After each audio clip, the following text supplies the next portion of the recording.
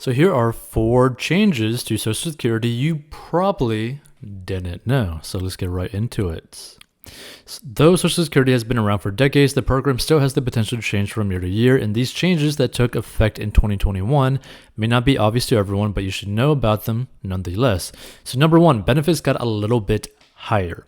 Each year, Social Security beneficiaries are eligible for a cost of living adjustment, or COLA. COLAs aren't guaranteed, rather each year inflation data is analyzed to determine if benefits should increase so that seniors are able to maintain their buying power.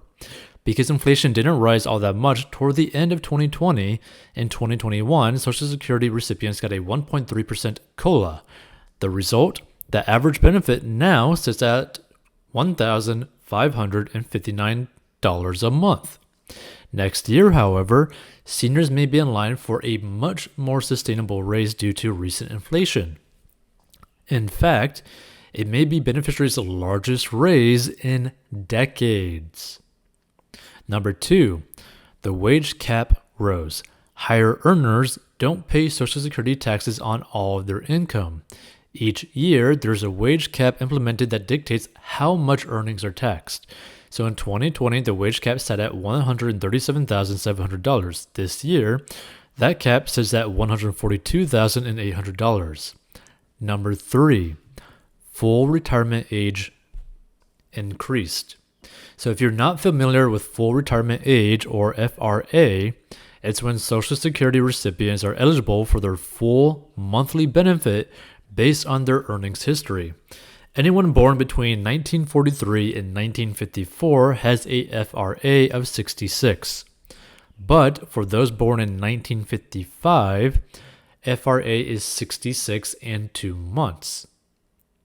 In fact, FRA will keep rising by 2 months for each subsequent year of birth. So those born in 1956, for example, have a FRA of 66 and 4 months. Eventually, FRA tapers off so that anyone born in 1960 or later has a FRA of 67. Number 4, the earnings test limit grew higher. Seniors are allowed to work and collect Social Security at the same time, but those who haven't yet reached FRA are subject to what's known as the earnings test. And income above the earnings test limit results in having some benefits withheld.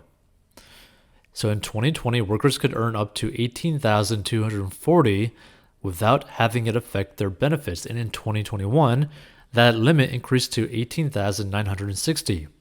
And workers whose income exceeds that threshold risk having $1 in Social Security withheld for every $2 in earnings. That said, those who are reaching FRA in 2021 get a higher limit, $50,520. Now, this isn't unique to the current year, rather those nearing FRA are always given more leeway as far as their earnings go, and once earnings exceed $50,520 this year, workers only have $1 in Social Security withheld for every $3 of earnings, not 2. So pay attention to small changes.